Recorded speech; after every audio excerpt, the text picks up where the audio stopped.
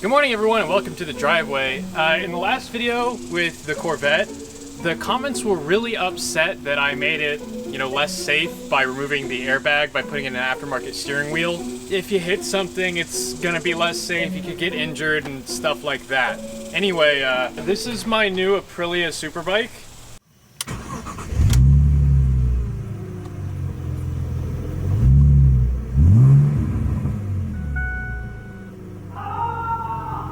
So I've had the PT Cruiser for sale for a while and I really didn't get much interest in it except for this guy who wanted to trade a motorcycle, and I wasn't terribly interested at first until, well, everyone started getting back into motorcycles and I felt a bit left out because my Ducati is broken.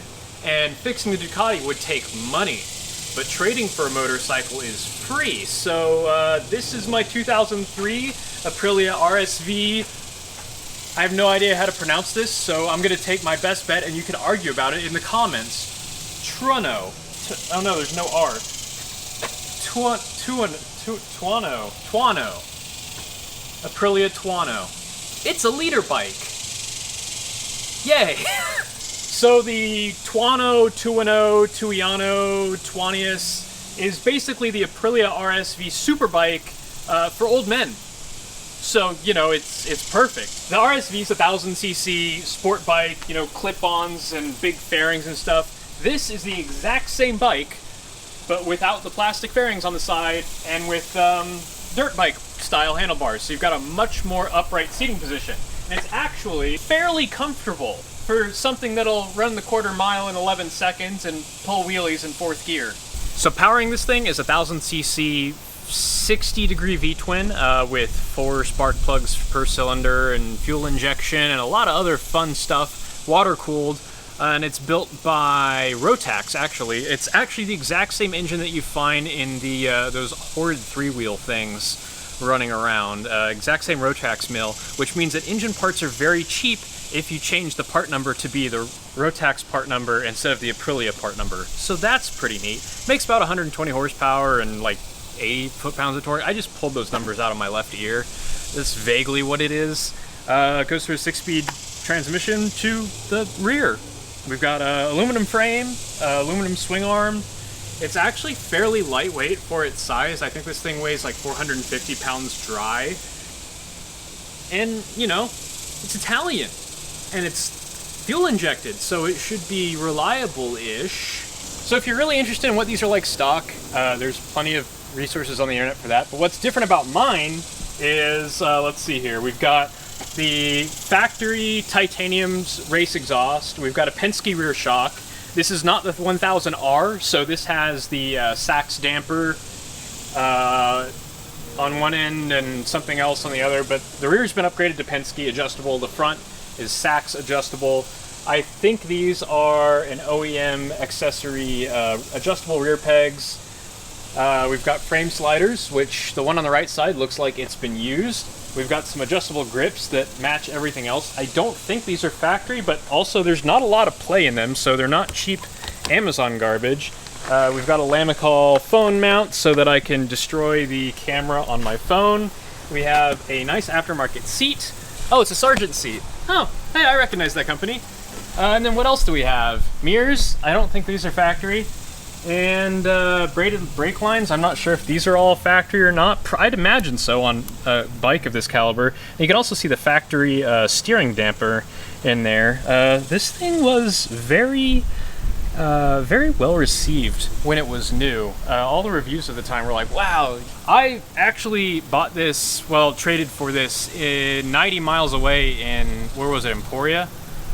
And so my first ride with this thing was 90 miles home on the turnpike at night, which was interesting.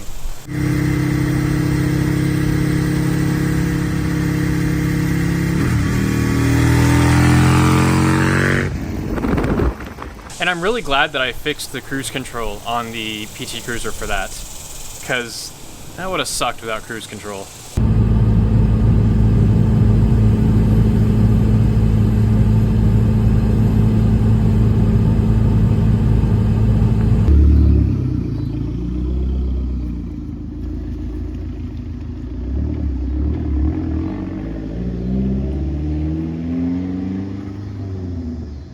What's probably the most shocking about this for me is that it really doesn't have any issues. The only issue I've identified is that sometimes when I go to start it, it cranks a little slow and drags the voltage down enough to reset the gauge cluster. And I think that's either, they make wiring kits to upgrade the starter wire, so it's either that or just the starter is getting old. This has 30,000 kilometers on it. Hang on. Actually, this gives me a chance to show something. Take a look at this dashboard. This is the worst user experience ever. You've got A, B, C, D, R buttons here, and none of them are actually labeled. You just have to know what they do. So if I push and hold A, that'll select the left side here, which will flash, and then, let's see, it's not, yeah, and then B changes it over to miles an hour, and then I push and hold it, and now we're back in miles an hour, because every time it loses power, it defaults back to kilometers an hour, which is great. So 18,000 miles on this bike. And a lot of aftermarket dust and dirt because the previous owner did not have a garage, so we are going to clean it. That's today's video. We're cleaning a bike.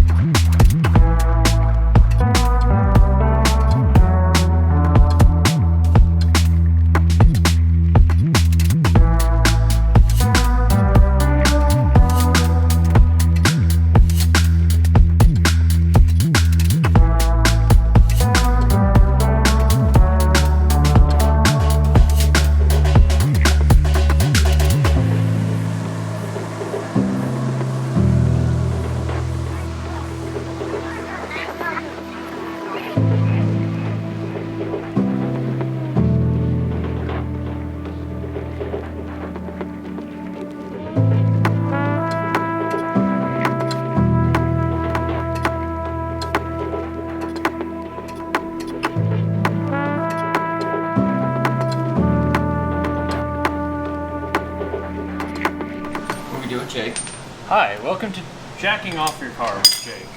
We're at Todd's now, because there's AC, which means we can get out of the hellhole that is Kansas currently with triple-digit temperatures all day, every day, courtesy of Jetstream. Halliburton.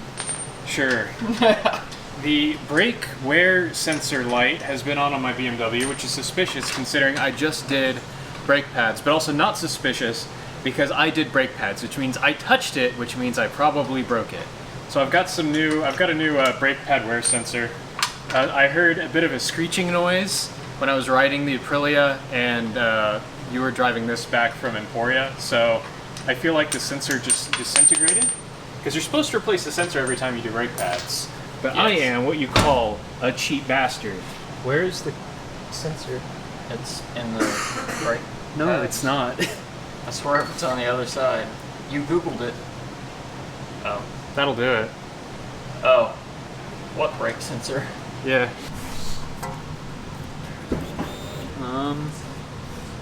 We got China's finest.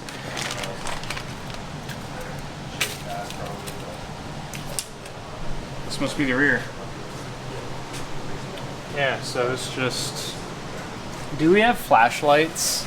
I don't know how long. Pre-lubed? I don't know how long that battery's got. You can set that up in there. Is that really it? But unfortunately, it looks like you got to run it all the way up to the open control. Yeah. That sucks. This one? Where did the sensor go? What do you mean? Where did the old one go? It got caught in the brake rotor and vanished, apparently. Oh. Yeah. Look at that. Yeah, it goes inside the... Oh, that's cute. Yeah. Okay, so then... Engineered. I bet this is super enthralling to watch. Yeah. Well, I mean, your entire head is in the wheel well, so. The jakening. Oh no, don't say that, you'll devalue the car. We don't want anything to be jakening. Look, Jake's working on his own car. I'm sitting here doing camera things. Tyler got frustrated and did the thing. Yeah. Look, it's in there. Yeah. It's out there. There's not a lid over it or anything? Well, it appears there should be. There should be. Yeah, you know. It's fine. What an annoying process for something that's supposed to be done every time you do brake pads. I was just griping about Mercedes being a sensor with a harness like that long, and it plugs in right up here. Yeah. So we do them with every brake change. Yeah, which is how this is supposed to be done. I'm guessing the little metal clip just weakens if you remove it and reinsert it, and that's what happened here. It fell out, dangled around a bit, and then a rogue piece of road debris just kind of yoed it. What? Off camera. You camera? You hang on to this. I don't want that. So the new sensor's on. Let's see if it worked. An annoying amber brake light yelling at me. Nope, no service indicator. It would show like a BMW on a lift. Cool. All right, so. That's where they belong. Right, that's where they spend their lives. All right, well that's that done, and the Aprilia is looking fantastic. Thank you, Alec, for cleaning and protecting that. And now it'll get to live. It kicked the Corvette out of the garage because there's not enough room for both of them, and I can't get to the shop easily right now. So, yep. At least the Corvette, if it gets hailed on, it's not going to, you know, get dented up like this one does. Yeah. And then we're here at Todd's, which is just all of the stuff. So, I mean, all of the Honda things. My first car was this generation Honda, so I'm a pretty big fan of that. But also like Honda motorcycles. You know, my first motorcycle was a Honda, and here's one of those. And then there's a CB 1100 over there, which is the retro thing that I love. A BMW, which I also love, and then out here, let's go look at the out here. Okay. Next to the Tuono, the best version of my first bike. My first bike was a 1981 Honda CX500. This is a CX500 Turbo. It made like 14 pounds of boost through a 500cc water-cooled V-twin. This was an absolute spaceship of a motorcycle back in the day, and they're still cool as heck. I mean, shaft drive, longitudinal Moto Guzzi style V-twin, fuel injected. One of the first motorcycles to ever be fuel injected. I think it's the first actually. It's just so damn cool. It even has a boost gauge, a little digital boost gauge that kind of goes out like this. I love it. And then more Civic, of course. That one's K-swapped. That one is K-swapped, yeah. Old K-swap too. That's a good one. Yeah. So lots going on. All right, well, I'm gonna go get some dinner now. Thanks for watching.